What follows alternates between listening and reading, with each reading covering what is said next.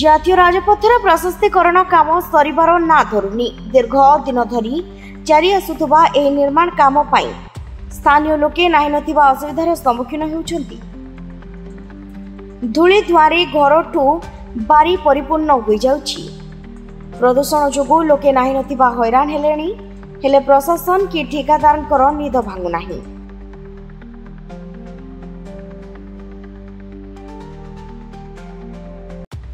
ପୁଷପଙ୍ଗିଠାରୁ ଅଡ଼ାଳ ପର୍ଯ୍ୟନ୍ତ 55 ନମ୍ବର ଜାତୀୟ ରାଜପଥ ନିର୍ମାଣ କାମ ଶେଷ ହେଉନାହିଁ।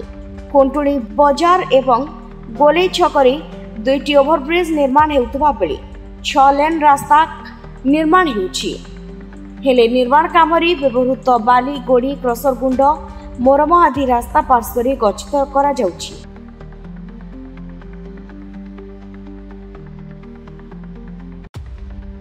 ରାସ୍ତା କାର୍ଯ୍ୟ ଯେଉଁଭଳି ଭାବରେ ସୁରକ୍ଷା ଭିତରେ ହେବା କଥା ହେଉନି।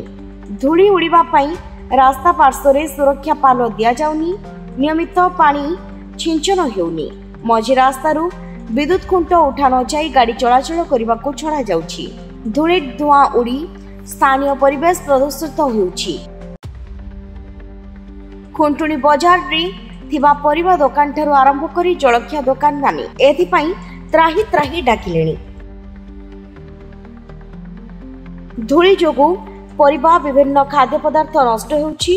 ଧୂଳି ଯୋଗୁଁ ସ୍ଥାନୀୟ ଲୋକଙ୍କର ଘର ମଧ୍ୟ ବାଦ ପଡ଼ୁନି। କିଛି ସମୟ ମଧ୍ୟରେ ଘର ଦ୍ୱାର ଧୂଳିର ଏକ ଆସ୍ତରଣ ଜମି ଯାଇଥିବା ଲୋକେ ଅଭିଯୋଗ କରିଛନ୍ତି।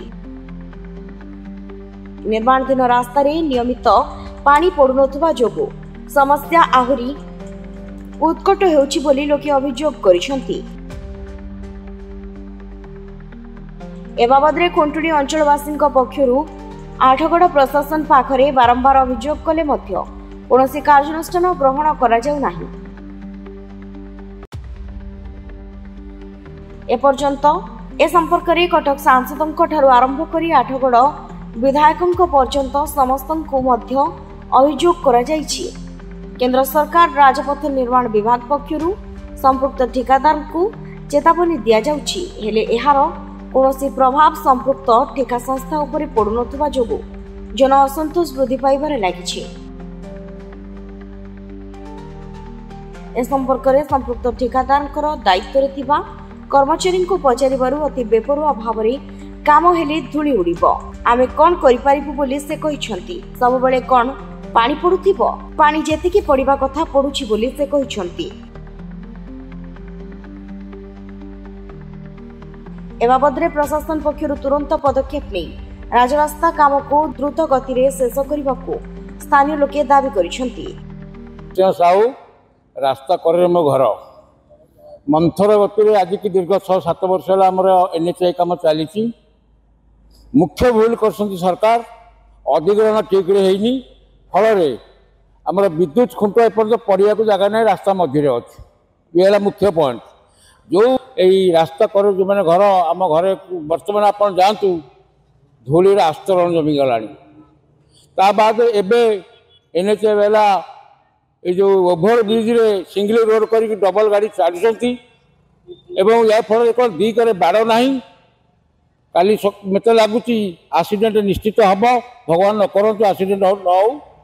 କିନ୍ତୁ ବିପଦ ସଂକୁଳ ଭାବରେ ଏ ରାସ୍ତାକୁ ସେମାନେ ଖୋଲିକି ମନ ଇଚ୍ଛା କାମ କରିଛନ୍ତି ଏବଂ ଏବେ ମଧ୍ୟ କୌଣସି ପାଣି ପଡ଼ୁନି। ଯେଉଁ ଡଷ୍ଟ ପଡ଼ିଛି ବା ତାର କୌଣସି ବେଲ୍ଟ ଲାଗିବା କଥା ଡଷ୍ଟକୁ ରୋକିବା ପାଇଁ ଏପର୍ଯ୍ୟନ୍ତ ସେମାନେ କୌଣସି ଜିନିଷ ନ ଲଗାଇ ମନ ଇଚ୍ଛା କାହାକୁ ସେ ଶୁଣୁନାହାନ୍ତି।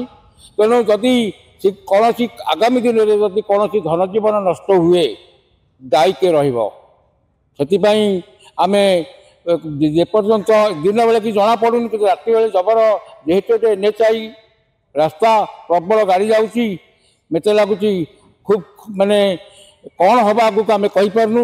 ତେଣୁ ଏହା ଭିତରେ ସରକାର ଏବଂ କଣ୍ଟ୍ରାକ୍ଟରକୁ ଇଏ କରି ଶୀଘ୍ର ରାସ୍ତାର କାର୍ଯ୍ୟକ୍ରମ କରୁ ଏବଂ ଯେଉଁମାନେ ଅଧିଗ୍ରହଣ ଯେଉଁ ଭୁଲ ହେଇଛି ଆଗ ତାର ସମାଧାନ କରୁ। କାରଣ ଆପଣ ଏଠି ଓଭର ବ୍ରିଜ୍ ଦେଖୁଛନ୍ତି, ଆଗକୁ ଦେଖନ୍ତୁ ସବୁ ଖୁଣ୍ଟ ମଝିରେ ଅଛି। ଏପର୍ଯ୍ୟନ୍ତ ତାଙ୍କର ଯେଉଁ ଇଲେକ୍ଟ୍ରିକ୍ ଖୁଣ୍ଟ ପଡ଼ିବାକୁ ତାଙ୍କ ଜାଗା ରଖିନାହାନ୍ତି। କେମିତି ଅଧିଗ୍ରହଣ କରୁଛନ୍ତି? ଜଣଙ୍କ ଘର ଉପରେ ଇଲେକ୍ଟ୍ରିକ୍ ତାର ଯାଉଛି କିନ୍ତୁ ତାକୁ ସେ ପଇସା ପାଇନି। କିଛି ଲୋକଙ୍କର କିଛି ହେଇନି, ସେ ପଇସା ପାଇଛନ୍ତି।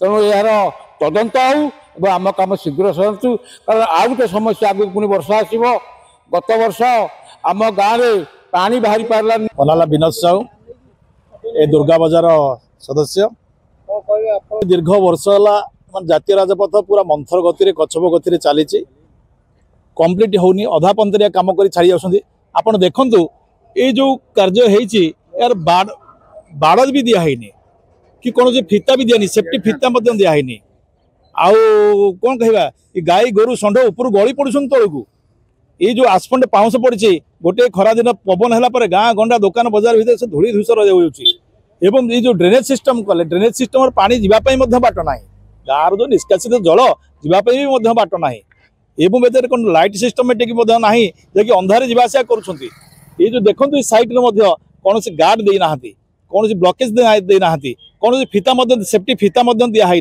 केम जान गोटे सिंगल रोड से खोली अधा पंदर कम करके डबल गाड़ी जाऊँगी कौन से एक्सीडेंट दुर्घटना घटे किए दायी रहा दुर्घटना घटिले तल पथर जो मैंने जाऊँ जो मैंने ओभर भी जाऊँ से जहाँ हे तले जो मैंने जाऊँ मृताहत होगा निश्चित तेणु मु आपण जरिए सरकार को जन ये कम तुरंत निहाती एवं जन कार्यक्रम आगे चलू एवं पानी सिंचन व्यवस्था करंतु पानी सिंचन ना दुकान बजार बसिक बेपार वाणिज्य करें तेणु आम बजार महासंघ निष्पत्ति नौचु आगामी दिन यह कार्यकारी नहले आम आंदोलन पंथा अवलंबन करूँ।